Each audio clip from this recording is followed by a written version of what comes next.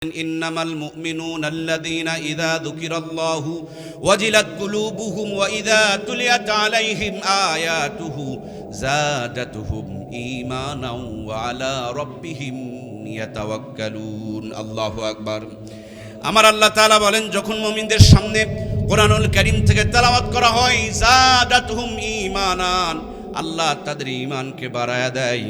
মোবাইলের দোকানে নাম্বার লিখে টাকা দিলে অ্যাকাউন্টে যেমন ব্যালেন্স জমা হয়ে যায়, নামাজে দাঁড়িয়ে দাঁড়িয়ে কোরআন তেলাওয়াত শুনলে তেমনি ঈমান বাড়িয়ে দেন কে? বিল্ডিংয়ের ছাদের উপরে সুন্দর করে একটা নেটওয়ার্ক আছে, মোবাইলে দেখা যায় কয় কোটি নেটওয়ার্ক, তেমনি আমাদের জন্য সুন্নতের একটা নেটওয়ার্ক দিয়েছেন। তিনি হলেন মুহাম্মদুর রাসূলুল্লাহ সাল্লাল্লাহু আলাইহি ওয়াসাল্লাম। কে বলবেন আমাকে 5 গজ কাপড় দেন, 3 গজ কাপড় দেন, উনি কাপড় দেওয়ার আগে আপনার সামনে একটা লাঠি বের করবে। আপনি দৌড় দিয়েন না, এই লাঠি আপনাকে মারার জন্য না, এটা মূলত লাঠি নয়, এটা হলো একটা কাঠি। এইটাকে গজ দিয়া মাপকাঠি বানিয়ে তারা রেখে দিয়েছেন। ফিতা দিয়ে যদি কাপড় মেপে দেয়, মাঝে মাঝে ফিতা কাপড় কাটার সাথে সাথে কেটে চলে যায়। এই জন্য ফিতা দিয়ে মেপে একটা মাপকাঠি বানিয়ে রেখেছে প্রত্যেকটা দোকানে দোকানে। ওইটা দিয়ে যেমন কাপড়গুলো মেপে দেওয়া হয়, আপনার আমার জান্নাতের একজন মাপকাঠি আছেন, তিনি হলেন মুহাম্মদুর রাসূলুল্লাহ সাল্লাল্লাহু আলাইহি ওয়াসাল্লাম। আমাদের জীবনটাকে যদি জান্নাতি জীবন বানাতে চায়, আমাদের জীবনের মাপকাঠিটা নবীজির সুন্নতের মাপকাঠি অনুযায়ী হওয়ার দরকার আছে না নাই? নবীর মতে মত তাকে বলে নবীর উম্মত। যার মত নবীর সঙ্গে মিলবে না, এটা নবীর খাঁটি উম্মত হইতে পারে? একজন লোক আওয়ামী লীগ দাবি করে, কিন্তু গাড়ির সামনে যদি ধানের শীষের পতাকা নিয়ে ঘোরে, আর একজন লোক বিএনপি দাবি করে, গাড়ির সামনে যদি নৌকার পতাকা নিয়ে ঘোরাফেরা করে, এই লোকগুলোকে সিটার বলে, বাটপার বলে। আর আমার দেশের মুসলমানগুলো নবীর উম্মত দাবি করে, নাস্তিকের মতন জীবন যাপন করে, এরাও ধোঁকাবাজ নবীর উম্মতের ভিতরে পড়ে। কথা বলুন ঠিক কিনা? ও নবীর উম্মত, আওয়ামী লীগ দাবি করে কেউ বিএনপির আদর্শ মেনে চলে না, বিএনপি দাবি করে কেউ আওয়ামী লীগের আদর্শ মেনে চলে না। তেমনি ভাবে নবীর উম্মত দাবি করলে নাস্তিকের মতন জীবন যাপন করতে পারে না। তুমি নিজেকে নবীর উম্মত দাবি করো, কেমনি তুমি তোমার বউ বাচ্চাকে কিরণমালা কটকটি পাখি পড়াইতে পারো? তুমি কেমনে নিজেকে নবীর উম্মত দাবি করো? নিজের বউ বাচ্চাকে গ্রামীণ ব্যাংক ঠেঙ্গা আশা সবুজ সঙ্গে বন্ধক রেখে দিয়া কি করে সুদের টাকাগুলো, ঘুষের টাকাগুলো তুমি তোলো? নিজেকে নবীর উম্মত দাবি করো। নামাজের আজান হলে মসজিদ বাদ দিয়ে কেমনে তুমি বাজারে ঘোরাফেরা করো?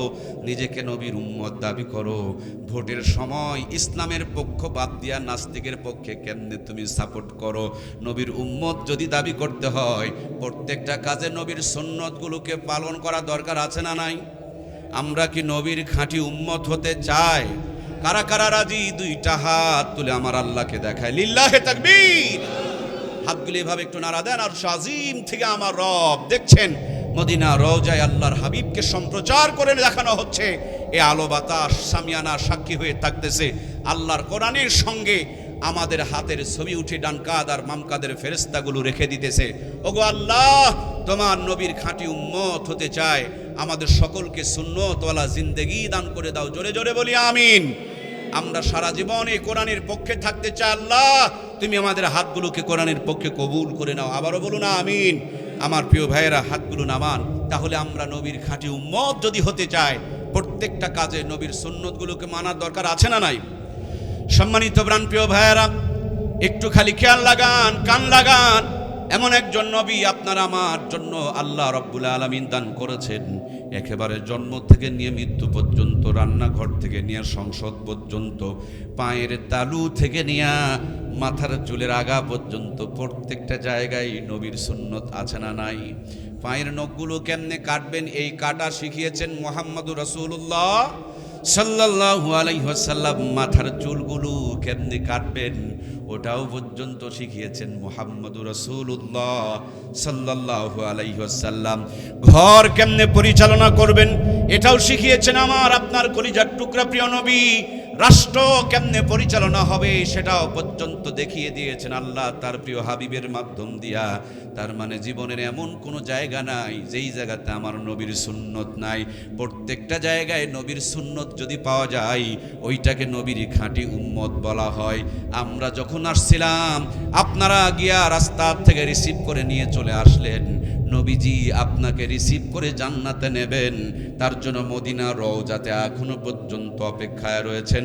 এখনো পর্যন্ত জানি দুইটা হাত উত্তোলন করে উম্মতের ডেকে ডেকে বলছেন, উম্মত সুন্নতগুলোকে জিন্দা করো, আমি নবী তোমাদেরকে সাথে করে নিয়ে জান্নাত উদ্বোধন করব।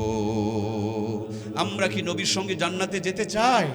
তাহলে জীবনের প্রত্যেকটা কাজে নবীর সুন্নতগুলোকে আদায় করা দরকার আছে না নাই? যদি করতে পারেন, কলিজায় সাহস রাখেন, ইনশাআল্লাহ আমরা নবীর সঙ্গে জান্নাতে যাব। আল্লাহ আমাদেরকে কবুল করুক, বলুন আমিন। প্রিয় ভাইয়ের আমার, একটু খেয়াল করে দেখেন তো দেখি কেমন নবী আল্লাহ আপনার আমার জন্য দান করেছেন। একটা বাচ্চা দুনিয়াতে জন্মগ্রহণ করেছে, জন্মের সাথে সাথে তার সুন্নতের জিন্দেগি চালু হয়ে গেছে। সুবহানাল্লাহ বলেন। দুনিয়াতে এসেছে, শুরুতেই তার ডান কানে আজান দিয়ে দাও, বাম কানে একামত দিয়ে দাও। কেন ডান কানে আজান বাম কানে একামত দিবেন? ডান কানে আজান আর বাম কানে একামত এই জন্যই দিবেন, কেবল দুনিয়াতে এসেছে তার কচি মেমোরিতে আজান আর একামতটা ঢুকায় দাও। ছোটতেই জন্মের পরে যদি আজান একামত ঢুকায় দিতে পারো, এইটাকে কেউ সহজে নাস্তিক বানাইতে পারবে না। এটা কখনো দাঁড়িয়ে প্রসাব করবে না। এটা যদি মেয়ে হয় কখনো ইজ্জত বের করে দেশের মানুষকে দেখাবে না। সকালবেলা পান্তা যদি পেঁয়াজ দিয়া খান, সন্ধ্যাবেলা ঠিকুর তুললে যেমন পেঁয়াজের গন্ধ পাওয়া যায়, জীবনে একটি নামাজ আছে যে নামাজের আজান আর একামত নাই, এটা জন্মের পর হয়ে যায়। সেটা হলো জানাজার নামাজ। আজান আর একামতের মধ্য দিয়া কোনো সন্তান যদি দুনিয়াতে আগমন করে, ওই সন্তানটাকে নাস্তিক বানানো কঠিন হয়ে যায়, মুরতাদ বানানো কঠিন হয়ে যায়। এই জন্য সুন্নতের এক নম্বর ডোজ হলো ডান কানে আজান আর বাম কানে একামত দেওয়া লাগবে। সুবহানাল্লাহ। এখন বেশিরভাগ বাচ্চা আমাদের হাসপাতালে নিয়ে সিজার করে বের করা হয়। এত ব্যস্ত থাকি, আজান একামত দেওয়ার মতন সুযোগ হয় না। এই জন্য মুসলমানের ঘরে এখন নাস্তিক মার্কা সন্তান পয়দা হচ্ছে। কথা বলুন ঠিক কিনা? ক্লাস 9-এ পড়াশোনা করে, কালেমা পড়তে পারে না। 9 পড়ুয়া বাচ্চা কালেমা পড়তে পারে না। এখানে যতগুলো মানুষ বসা আছে, গেটে চাবি দিয়ে যদি এখনই একটা গেট দিয়ে বের করা হয় আর বলা হয় সূরা ফাতিহা যারা পারবেন তারা বের হবেন, আর যারা পারবেন না তাদের বের হওয়া যাবে না, দেখবেন কোন দিক দিয়ে পাঁচির পুঁচির টপকায় দৌড় মারবে। কথা কি বুঝতে পারছেন? নুনুর আগার চামড়া কেটে উল্টায় দিয়েছেন মানে মুসলমান হয়ে গেছেন না? তাহলে মেয়ে মানুষের কোন চামড়া উল্টালেন? আরে হাজী সাহেবের ঘরে জন্ম নিয়ে হাজী সাহেবের ছেলে মুসলমান হয়ে গেছেন, তাহলে নূহ আলাইহিস সালামের ঘরে যে জন্ম নিয়েছিল কেনান, উনি কেন মুসলমান নয়? এই জন্য প্রিয় ভাইয়েরা, ইসলাম শিখতে হয়, ইসলাম অর্জন করতে হয়, ভিতরের মধ্যে আল্লাহর কোরআনকে নিতে হয়। আমার প্রাণপ্রিয় ভাইয়েরা, নেটওয়ার্ক ধরাতে হলে যেমন সিম কার্ড ঢুকাতে হয়, জান্নাতের পথ দেখাতে হলে জান্নাতের নেটওয়ার্ক ঢুকাতে হলে, এই জন্য জীবনের শুরু থেকেই সুন্নতের ডোজ আর কোরআনুল কারীম তাদের মেমোরিতে দিয়ে দিলে পারে এই পথ তাদেরকে জান্নাত পর্যন্ত পৌঁছায় দিবে ইনশাআল্লাহ। এই জন্য প্রিয় ভাইয়েরা, আমার জীবনের শুরুতে আজান একামত দিয়ে দাও, ছোট্ট মেমোরিতে আজান একামত ঢুকায় দাও। কিছুদিন আগে আপনারা দেখেছেন ফ্যাসিস্টের আমলে যাদেরকে জাতীয় কবি বলা হতো, এরা এমন মন্তব্য করেছিলেন, আজান যখন শুনি মনে হয় বেশ্যা তার খরিদ্দারকে ডাকতেছে। জোরে বলেন নাউজুবিল্লাহ। হয় নাই? চিৎকার করে বলুন না নাউজুবিল্লাহ। কত বড় বেয়াদব! মুসলমানের দেশে এত নোংরা কথা বলে। আমি পরবর্তীতে চিন্তা করে দেখলাম এত বড় বেয়াদবি কথা বলল কেন।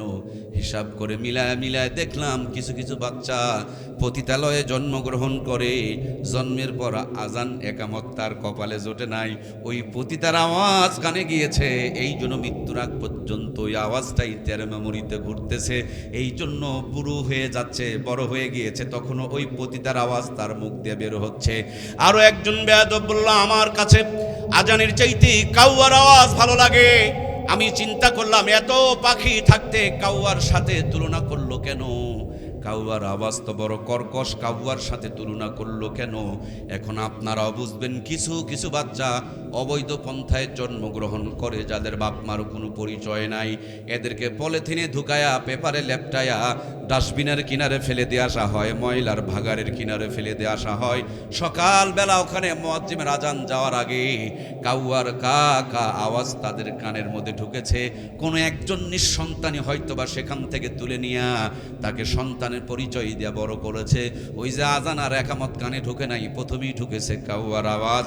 এই জন্য মৃত্যুর আগ পর্যন্ত তার মুখ থেকে ওই কাউয়া মার্কা শব্দ বের হয়। কথা বলুন ঠিক কিনা? এই জন্য প্রিয় ভাইয়ের আমার, জীবনের শুরুতে ডান কানে আজান, বাম কানে একামত দিয়ে দাও। এইটা সুন্নতের 1 নম্বরে প্রথম ডোজ। এরপর বাচ্চাটার জন্য ইসলামিক সুন্দর একটা নাম রেখে দাও। মুসলমানের সন্তানের নাম কান্টু, মুন্টু, লালটু, বল্টু হতে পারে না। মুসলমানের সন্তানের নাম হবে আব্দুল্লাহ, মুসলমানের সন্তানের নাম হবে আব্দুর রহমান, মুসলমানের সন্তান নাম হবে আবু বকর, মুসলমানের সন্তানের নাম হবে ওমর। কিয়ামতের দিন আমার আল্লাহ তাআলা আব্দুল্লাহ বলে যখন ডাক দিবে, আবু বকর বলে যখন ডাক দিবে, দুনিয়ার সব আব্দুল্লাহ আর আবু বকররা দাঁড়িয়ে যাবে। আমার আল্লাহ তাআলা বলেন, ওয়াবতাগু মিন ফাদলিহি ওয়াসিলা, আল্লাহ জান্নাত দেওয়ার জন্য ওসিলা তালাশ করবে। আল্লাহ বলবেন, আমি একটা আব্দুল্লাহরে ডাকলাম, এতগুলো আব্দুল্লাহ দাঁড়িয়েছো কেন? তারা বলবে, ও মালিক, আমি মনে করেছিলাম আমি আব্দুল্লাহকেই তুমি ডেকেছো। আমার আল্লাহ তাআলা বলবেন, আব্দুল্লাহ মানে আমার বান্দা, আমার বান্দা হিসেবে যখন নামটা রেখে দিয়েছো, আমার প্রিয় নামটা, পছন্দের নামটা যখন রেখে দিয়েছো, আমার নবীর সবচাইতে পছন্দের সেরা নামটাকে যখন রেখে দিয়েছো, যাও রে আব্দুল্লাহ যাও, এই ভালো একটা কাজের খাতিরে তোমাদেরকে ওই আব্দুল্লাহ নামের খাতিরে মাফ করে দিলাম, জান্নাতে চলে যাও। এই জন্য নামের একটা প্রভাব আছে, সুন্দর সুন্নতি নাম রাখবেন, নবীদের নামের সাথে মিল করে রাখবেন, অলিদের নামের সাথে মিল করে রাখবেন, সাহাবায়ে কেরামের নামের সাথে মিল করে রাখবেন, অর্থের দিকে খেয়াল করে মিল করে রাখবেন, নবীজির পছন্দের নামগুলোকে মিল করে করে রাখবেন। এটাও একটা নবীজির সুন্নত। এরপরে যখন বাচ্চাটা বড় হতে থাকবে, 1 সপ্তাহের ভিতরে আপনি ওই বাচ্চাটার জন্য আকিকা দিয়ে ফেলবেন। ছেলে যদি হয় 2টা ছাগল দিয়ে দিবেন, মেয়ে যদি হয় 1টা ছাগল দিলে চলবে। একেবারে যদি দরিদ্র হন তাহলে আপনার উপরে জুলুম করা হয় নাই। সমস্ত যদি থাকে, মাথার চুলগুলোকে কেটে নাও, ওই মাথার চুলগুলোকে পাল্লায় তুলে দিয়া আর এক পার্শ্বে স্বর্ণ অথবা রূপো রেখে দাও। সম্ভব হলে স্বর্ণ রূপ পরিমাণ চুলের সাথে ওজন করে বাকিগুলোকে সাদকা করে দাও। জীবনটাকে বরকতময় জান্নাতি জীবন বানিয়ে দিবেন কে? এরপরে বাচ্চাটা যখন বড় হতে থাকবে, এই বাচ্চা যখন খেতে শিখবে, নবীজির জামানায় সাহাবায়ে কেরামদের সন্তান যখন ভূমিষ্ঠ হতো, আল্লাহর নবীর কাছে এই ছোট্ট ছোট্ট বাচ্চাগুলোকে কোলে কোলে নিয়ে যাওয়া হতো। নবীজি জান্নাতি জবান দিয়া আজোয়া খেজুরকে চাবায়া চাবায়া নরম করে বাচ্চাদের মুখের মধ্যে উঠায়া দিত। আজকে নবী নাই, নবীর উত্তরসূরি উলামায়ে কেরাম রয়েছেন, ইন্নাল উলামা ওয়ারাসাতুল আম্বিয়া, তাদের কাছে নিয়ে যাও, যারা চগলখড়ি করে না, গীবত শিকায়েত পরনিন্দা করে না, হারাম খায় না, মিথ্যা কথা বলে না, কোরআনুল কারীমের তেলাওয়াত করে, জিকির করে, 5 ওয়াক্ত নামাজ পড়ে, দরুদ শরীফ পড়ে, ওইরকম একজন আল্লাহওয়ালা বুজুর্গর হাত দিয়ে আপনার সন্তানের জবানকে যদি উদ্বোধন করে নিতে পারেন, জীবন চলে যাবে। আপনার সন্তানের জবান থেকে কোনো নাস্তিক মার্কা কথা বের হবে কি? বুঝতে পারছেন না? জবানটা উদ্বোধন করে নেন কোনো একজন আল্লাহওয়ালা থেকে। সম্মানিত প্রিয় ভাইয়েরা, এরপর বাচ্চা যখন বড় হবে, এই বাচ্চাকে এমপি, মন্ত্রী, মিনিস্টার বানাবেন, উকিল, হাকিম বানাবেন, ডাক্তার, ইঞ্জিনিয়ার বানাবেন, প্রফেসর বানাবেন, বানান। কিন্তু খেয়াল রাখবেন মুসলমান, আগে ডাক্তার বানাতে যাবেন না, আগে মাস্টার বানাতে যাবেন না, আগে ইঞ্জিনিয়ার বানাতে যাবেন না। এই যে চতুর্পাশে সুন্দর বিল্ডিং আছে, এই বিল্ডিংওয়ালা আগে কিন্তু বিল্ডিং বানাতে যায় নাই, এই বিল্ডিং বানানোর আগে ইট বানানো হয়েছে। পাশে যে সুন্দর রাস্তা, এই সুন্দর রাস্তা এমনি কিন্তু সুন্দর হয় নাই, আগে কোনো পাগল রাস্তা বানাতে যায় নাই, আগে রাস্তা বানানোর আগে ইট বানিয়ে নিয়েছে। পানির ভিতরে সুন্দর ব্রিজ আছে। আগেই কেউ ব্রিজ বানাতে যায় নাই, ব্রিজ বানানোর আগেই কিন্তু সুন্দর করে ইট বানায় নিয়েছে। ইটগুলো কি দিয়ে বানিয়েছে? ইট কিন্তু এই মাটি দিয়ে বানিয়েছে। এই মাটি দিয়ে চুলা বানানো হয়, যেখানে মা বোনরা রান্না করে চুলার মধ্যে সারা জীবন আগুন জ্বলে। চুলার মাটি পানিতে ফেলে দিলে গলে যায়, কিন্তু ইট পানিতে ফেলে দিলে কোনোদিন গলে যায় না। ইটের সাথে মাটিগুলোকে সুন্দর করে খামিরা নিয়া এরপর একটা ইটের ফার্মায় ঢুকায়া, তারপর ওদের মধ্যে কয়েকটা দিন শুকায়া, এরপর লিমিটেড টেম্পারেচার মেনটেন করে যখন তাপ দেওয়া হয়, চুলার মাটি পানিতে ফেলে দিলে গলে যায়। এই মাটি রাস্তায় দিলে ধুলা হয়, পানিতে দিলে কাদা হয়, কিন্তু ইটের ভাটার থেকে বের করার পর সাগরে ফেলে দিলেও আর কোনো প্রবলেম। একটু কথা বলা যাবে না প্রিয় ভাইয়েরা? পানিতে ফেলে দিলে আর কোনো প্রবলেম? আগে পানি ফেলে গড়ে যায়, পরে পানি ফেলে আরো শক্ত হয়। এই জয়পুরের মাটি তার প্রমাণ। আল্লামা সাইদির যখন ফাঁসি রায় হলো, দেখবেন কিছু কিছু মুসলমানের ঘরে সন্তানগুলো মিষ্টি খাচ্ছিল, আর কিছু কিছু মুসলমানের সন্তান বুক পেতে দিয়ে নিজেকে শহীদ বানিয়ে ফেললো। কথা বলুন ঠিক কিনা? ওর বাপদাদাও মুসলমান, এর বাপদাদাও মুসলমান, তার নামটাও মুসলমানের নাম, এর নামটাও মুসলমানের নাম, কিন্তু একজনের ভিতরে ঈমান ছিল, তার জন্য আলেমদের জন্য তিনি কলিজা পেতে দেয়। আর একজনের ভিতরে ঈমান নাই, এই জন্য আলেম মারা গেলে, আলেমদের উপরে জুলুম হলে মিষ্টি খায়। কথা বলুন ঠিক কিনা? খালি মুসলমান দাবি করলে হবে না। আমার আল্লাহ পরিষ্কার বলেছেন, ওয়া মিনান নাসি মাইয়াকুলু আমান্না বিল্লাহি ওয়া বিল ইয়াউমিল আখির ওয়া মা হুম বিমুমিনিন। অনেক মানুষ বলছেন যারা ঈমান এনেছে আল্লাহর প্রতি, আখিরাতের প্রতি, আল্লাহ বলছেন তারা মুমিন নয়, তারা ধোঁকাবাজ। এরা মুসলমানের কাছে গেলে এক মতন বলে, মুনাফিকের কাছে আর এক মতন গেলে। এরা মাঝে মাঝে সুযোগ পেলে বলে আমরা শরিয়া আইন মানি না। শরীয়তের আইন মানে না যারা, তারা কোনোদিন মুসলমান থাকতে পারে? শরীয়ত বোঝেন কি? শরীয়তের আইনের ভিত্তিতে আমার 20 বিবির সঙ্গে আমার বিয়ে হয়েছে, এক্ষুনি যদি আমি শরীয়তকে অস্বীকার করি, আমার বউ তালাক হয়ে যাবে, অটো তালাক। শরীয়তকে যদি আমি অস্বীকার করি, আমার বাবার সাথে মায়ের বিয়েটাও বিচ্ছিন্ন হয়ে যাবে। বাপ মার বিয়ে যদি বিচ্ছিন্ন হয়ে যায়, বলুন তো দেখি আমি ভালো জাদা না হারাম জাদা? কথা বলছেন না কেন গো? আমি কোনো নেতাকে উদ্দেশ্য করে বলিনি, আমি হক কথা বলছি। বাংলাদেশে বহুত নেতা আছে যারা বলছে শরীয়তের আইন বিশ্বাস করিনি, এরা হলো মুরতাদ, এদের বউ তালাক হয়ে গিয়েছে, নতুন করে কালেমা পড়তে হবে। কথা বলুন ঠিক কিনা? এদেশ মুসলমানের দেশ। শরীয়তকে অস্বীকার করে তার কোনো ধরনের লিডারি করার যোগ্যতা নাই। এটা মুসলমানের দেশে মুসলমানকে ভুলভাল বুঝিয়ে নানানভাবে আমাদেরকে বেঈমান বানানোর চেষ্টা করছে। আমার প্রিয় ভাইয়েরা, আল্লাহর হাবিব বলেছেন কিয়ামতের পূর্বে এমন সময় আসবে, হাতের মধ্যে জ্বলন্ত আগুনের টুকরা নিয়ে থাকা সহজ হবে, তার চাইতে বড় কঠিন হবে ঈমানের উপরে টিকে থাকা। সকালবেলা মানুষ বাড়ির থেকে ঈমান নিয়ে বের হবে, সন্ধ্যাবেলা বেঈমান হয়ে ফিরবে। দেখুন না, কয়েকদিন আগে একটা বাউল নামের ফাউল বের হয়েছিল, কেমনে কোরআনুল কারীমের অপব্যাখ্যা করছে। কুল আউযু বিরাব্বিন নাস মালিকিন নাস ইলাহিন নাস, মানে নাস মানে মানুষ, আর বেকুবে কয় আল্লাহ বলে খালি নাচতেই বলছে আর নাচতেই বলছে আর নাচতেই বলেছে। নাউজুবিল্লাহ বলেন, জোরে বলেন নাউজুবিল্লাহ। সাদাকে সাদা বলতে হবে, কালোকে কালো বলতে হবে, নইলে ঈমান চলে যাবে। নাস মানে মানুষ আর নাচ মানে উনি নাচানাচি বানিয়ে দিল। আর বাউল আর ফাউলের পক্ষে একদল লোক রাস্তায় দাঁড়িয়ে গেল, ও তো বেঈমান হয়েছে। ফাউলকে যারা সাপোর্ট দিল, তার সুপারিশ গাইল, তাদের কি ঈমান আছে? কেমনে তারা বেঈমান হয়ে গিয়েছে। এই জন্য প্রিয় ভাইয়েরা, সবচেয়ে দামি নিয়ামত হলো ঈমান। ঈমানের চাইতে দামি কোনো নিয়ামত। আপনারা যারা হজে গিয়েছেন, পাকিস্তান, ভারত এবং বাংলাদেশ, এই 3 দেশের মানুষ খুব আমল করে, কিন্তু ঈমান খারাপ। ঈমানের কোনো চর্চা নাই, ঈমানকে চিনেই নাই, বেঈমান হয়ে আছে আর ঈমান আমল করছে। এই ছোট্ট ছোট্ট বাচ্চাদেরকে যতগুলো হাদিস পড়ানো হয়, প্রথম হাদিস পড়ানো হয় আখলিস দীনাকা ইয়াকফিকাল আমালুল কলিল, তোমার ঈমানকে খাঁটি করো, অল্প আমল নাজাতের জন্য যথেষ্ট। সুবহানাল্লাহ। ঈমান বড় দামি নিয়ামত, এই জন্য ঈমান অর্জন করতে হয়, ঈমান গ্রহণ করতে হয়। প্রিয় বন্ধুরা আমার, ছোট্টতে মোবাইল কিনেই যেমন সিম কার্ড ঢোকাতে হয়, এই বাচ্চাগুলো জন্মের পর ডান কানে আজান বাম কানে একামত সুন্নত তরিকার জীবন যাপন করে এই বাচ্চা যখন বড় হতে শুরু করবে, এই বাচ্চাকে সবার আগে কোরআনের ফারমায়া দিয়ে ইমানদার বানিয়ে নিতে হবে, ঠিক কিনা? বন্ধুরা আমার, আপনার আমার সন্তান ভূমিষ্ঠ হওয়ার পর এই বাচ্চাগুলোকে ছোটতেই সুন্দর করে 6টা টিকা দেওয়ানো হয়। টিকা দিলে দেখবেন বাচ্চার গায়ে জ্বর আসে, বাচ্চার কান্নাকাটি বেড়ে যায়, বাচ্চা অসুস্থ হয়ে যায়।